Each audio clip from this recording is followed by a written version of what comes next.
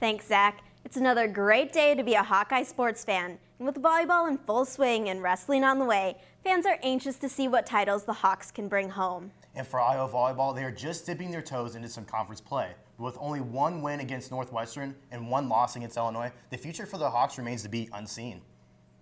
In a nail-biting game, Iowa women's volleyball lost in their home match against Minnesota. Iowa was on top in their first set, leading 13-5, but couldn't maintain it. And even though Iowa fought back to make it 15-16 in the second set, Minnesota wouldn't budge and Iowa dropped the set 21-25. Iowa gave Minnesota a run for their money in the fourth and final set, but still couldn't come through. After some back-and-forth action in 3 different sets, the Gophers snagged the final set 30-28 and took the match. Tough match, and but I will say I'm very proud of the girls. Like, we always have that. No matter what happens, we fight for every point. The team will have to earn every point. So again, that's great to see that no matter who's across the net, that we're maintaining that as our identity. And so, the challenge for us going from Illinois last weekend into this week was we want our hitters to do a little bit more work.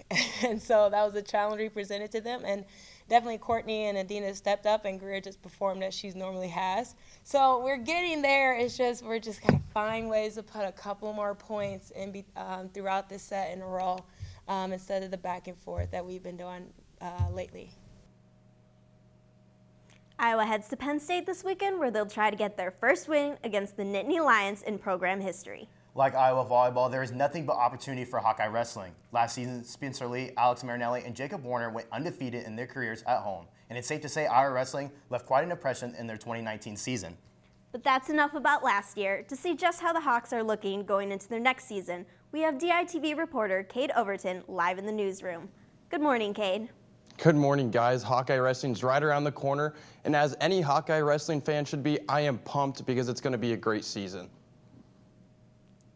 Now, Cade, with one of the most exciting home schedules for the Hawks, what can we expect at Carver Home Meets this winter?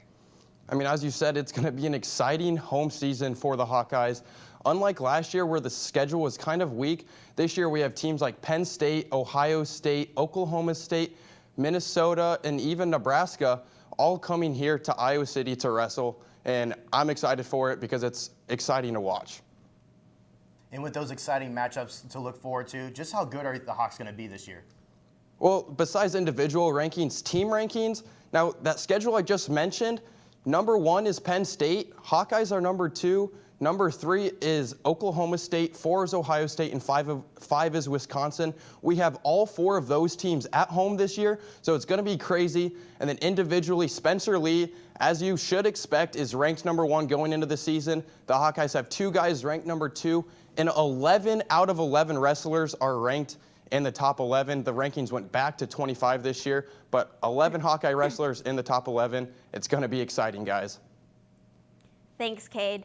Be sure to catch Iowa Wrestling's first meet at home on November 17th.